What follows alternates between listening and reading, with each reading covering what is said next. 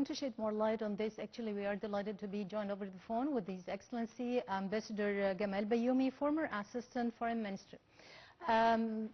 Your Ambassador, Your Excellency, it's a great pleasure having you with us. It's my pleasure, thank you.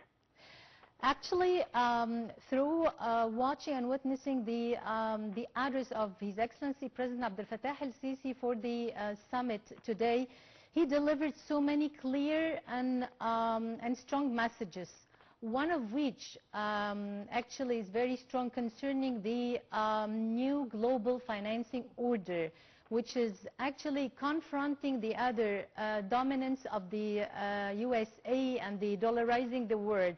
How do you find this just or equitable financing strategy that the President Abdel Fattah el-Sisi applied for or called upon? This is a very important new file to be added to the openness of the Egyptian economy and the Egyptian diplomacy all over the world. As you will know, we have a free trade agreement with the Arab world, 22 countries, since 2005. We have another agreement with the European Union, with the heaviest group in the world concerning the GDP. Also, we have now the new free trade area of Africa, the African Union. Now we are approaching this group, which is very important. It has the most number of population all over the world, whether it is in China or India, Russia, and so on. And especially Russia, it was a friend to Egypt a long time ago. And during the peace process, Russia withdrew a couple of steps behind. Now we are restoring all these very important relations with friendly countries, and I hope this will add to our power in order to tackle two things: to export more and more, and to attract more and more foreign direct investment.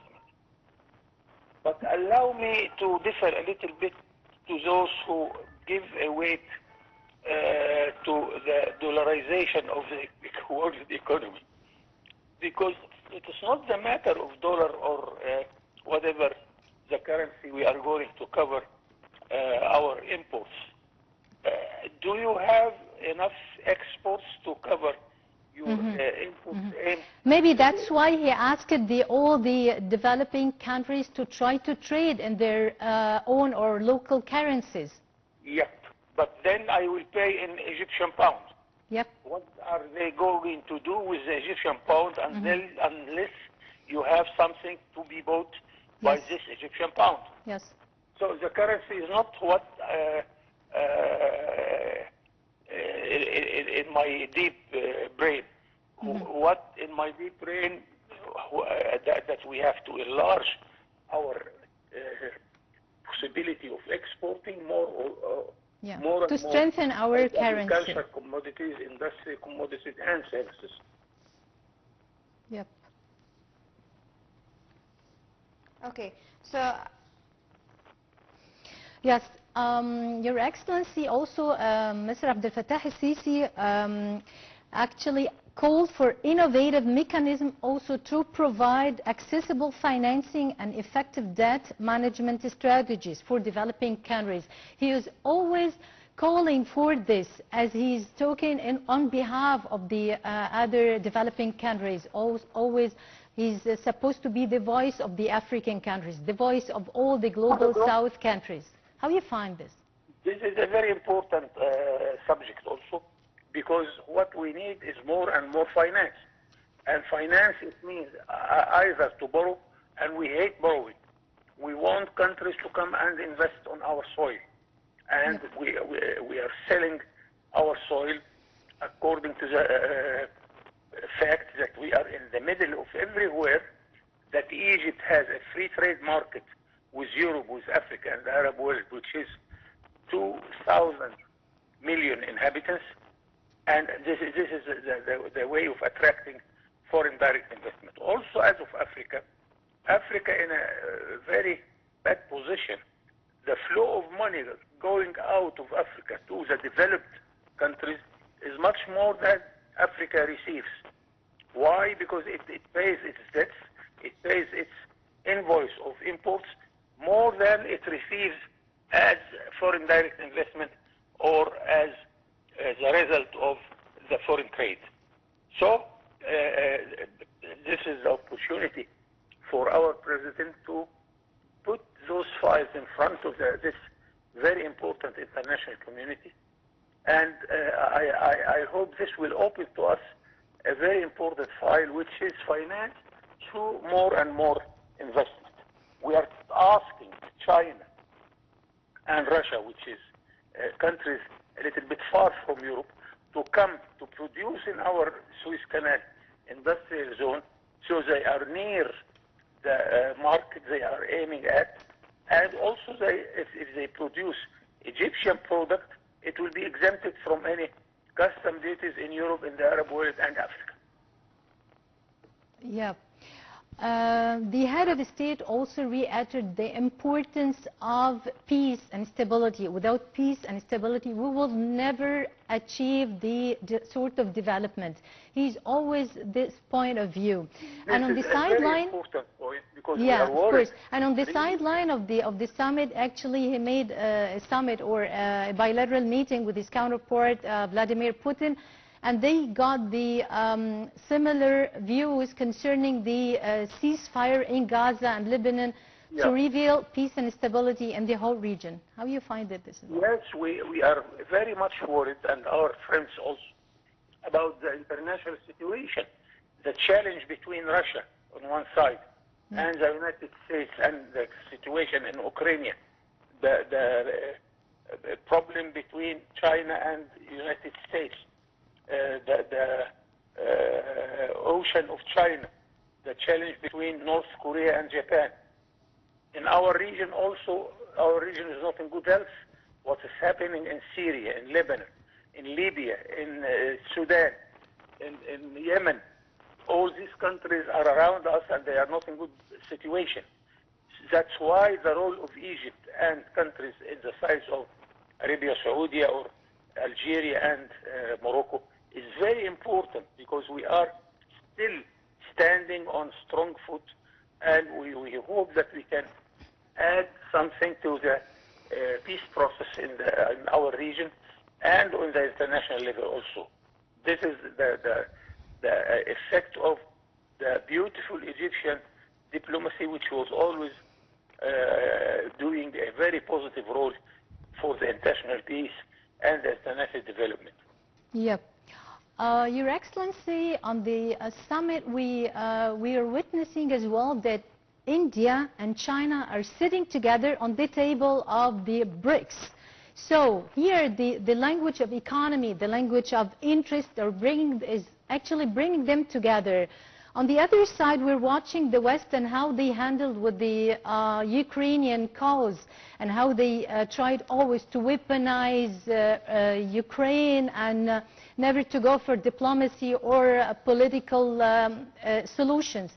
How you find the failure of the Western tackling such tensions or such geostrategic challenges, and how you find here is such a summit like the BRICS are tackling such issues? You are talking about China and India, and once Xu Enlai told Gamal Abdel Nasser that if every Chinese add 1 centimeter to his dress, we shall need 3 times the volume of your cotton. So this is one of the most important market for us, and we hope that we can make use of it. China now is the largest exporter of the world. This is a lesson we want to learn, how they are putting themselves in such a position to be one very important exporter of the world. Also, we want to make use of our very good relations with India, our very good relations with Russia, in order to add to the peace process all over the world, or in the Middle East, or that all the problems we are talking about. And I hope that this will lead us to much better situation concerning the international peace process. Yep. Mr. President Abdel Fattah el-Sisi also emphasized our commitment to the new development bank established by the BRICS summit, which is supposed really to be a new global order. Also in this regard, when we talk about the debt management strategies, which also President el-Sisi highlighted, how you find it concerning the unfair strategies that they are following through the International Bank and the IMF? In a way, they are lending the industrial companies or the poor countries with double interest rates, like Egypt, Pakistan, Ukraine, and Nigeria or Argentina. I am not in this position concerning the IMF. IMF was a very close partner in the Egyptian economic reform in the 80s and 90s, and they gave us a very good hand since then. So it's not a matter of the IMF. Are you ready to start a serious economic reform in your country or not? Yep. But we talk about the reform of the global order, Your Excellency. I mean, how they really lend such industrial, the industrial countries with such rates, and the other developing countries with double rates. Yes, it's totally unfair when we talk about the global order in this concern. Egypt, and I think Egypt has a very good experience with the IMF and with the World Bank. We have very good negotiations, and I am not worried about it at all. So I do not want to exaggerate about the role of IMF or with the World Bank in our country, because we have a very positive history with them. Yep, actually, Ambassador Gamal Bayoumy, former Assistant Foreign Minister, many thanks for being with us and for your insights and views. And ladies and gentlemen, we still have more right after the break. Stay tuned.